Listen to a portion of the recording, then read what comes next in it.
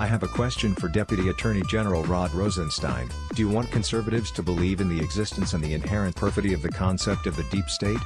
Because, if the New York Times is correct, how Rosenstein acted shortly after the firing of former FBI Director James Comey is exactly what one would expect of a deep state working to thwart American democracy. According to an article published by The Times on Friday, Rosenstein considered secretly recording President Donald Trump and getting cabinet members to invoke the 25th Amendment in order to remove Mr. Trump from office for being unfit. Mr. Rosenstein made these suggestions in the spring of 2017 when Mr. Trump's firing of James B. Comey as FBI director plunged the White House into turmoil. Over the ensuing days, the president divulged classified intelligence to Russians in the Oval Office, and revelations emerged that Mr. Trump had asked Mr. Comey to pledge loyalty and end an investigation into a senior aide. The article, written by Adam Goldman and Michael S. Schmidt, read: Mr. Rosenstein was just 2 weeks into his job.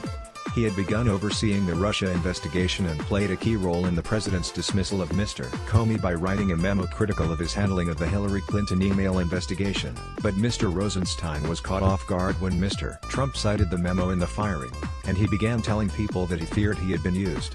Trending report: GOP rolls out its own demands in fiery counteroffer to Kavanaugh accuser. The story was written using sources described as insisting on anonymity to discuss internal deliberations in the Justice Department and had been briefed either on the events themselves or on memos written by FBI officials, including Andrew G. McCabe, then the acting bureau director, that documented Mr. Rosenstein's actions and comments. None of Mr. Rosenstein's proposals apparently came to fruition. The story continued: it is not clear how determined he was about seeing them through, though he did tell Mr. McCabe that he might be able to persuade Attorney General Jeff Sessions and John F. Kelly, then the Secretary of Homeland Security and now the White House Chief of Staff, to mount an effort to invoke the 25th Amendment. The New York Times, ever New York Times-ish about the whole affair, blamed the Deputy Attorney General's actions on Mr. Rosenstein's state of mind in the disorienting days that followed Mr. Comey's dismissal. However, the details of the report go beyond the merely problematic. Take, for instance, the fact that the Deputy Attorney General wanted to act like he was a criminal turning state's evidence. Mr. Rosenstein raised the idea of wearing a recording device, or wire, as he put it, to secretly tape the president when he visited the White House. The report read: one participant asked whether Mr. Rosenstein was serious, and he replied animatedly that he was. If not him, then Mr. McCabe or other FBI officials interviewing with Mr. Trump for the job could perhaps wear a wire or otherwise record the president, Mr. Rosenstein offered. White House officials never checked his phone when he arrived for meetings there, Mr. Rosenstein added, implying it would be easy to secretly record Mr. Trump. Mr. Rosenstein mentioned the possibility of wearing a wire on at least one other occasion, the People said, though they did not provide details. Even The Times noted that this was remarkable, arguing that wires are usually used when targeting drug kingpins and mafia bosses in criminal investigations, not a president viewed as ineffectively conducting his duties. Related, former officials rushed to defend Rosenstein after bombshell story shows his anti-Trump bias. Rosenstein denied the allegations, first in a rather tepid statement published along with the story and then in a more explicit repudiation. The New York Times' story is inaccurate and factually incorrect.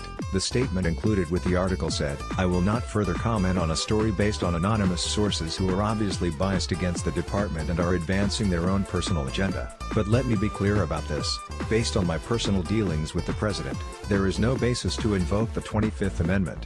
A later statement read, "I never pursued or authorized recording the president, and any suggestion that I have ever advocated for the removal of the president is absolutely false." Just in. New statement from Rod Rosenstein: "I never pursued or authorized recording the president, and any suggestion that I have ever advocated for the removal of the president is absolutely false." https://t.co/n3gdr6before. Peter Alexander, at Peter Alexander, September 22, 2018. A story from NBC News. Meanwhile, posited the talk of a wire was a joke. In a May 16, 2017 meeting at a secure facility at the Justice Department, 1 week after Trump fired FBI Director James Comey, Rosenstein was arguing with Andrew McCabe, then the acting director of the FBI, about the president. According to a senior Justice Department official, the story read, "Well, what do you want me to do, Andy, wear a wire?"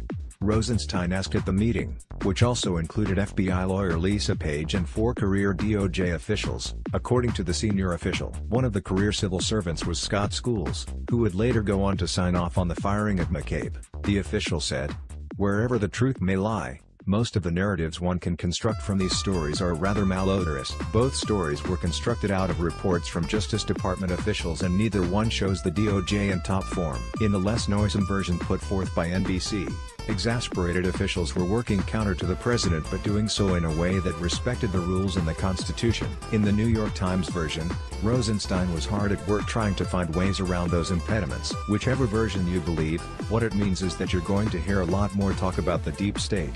And nobody involved can pretend, at this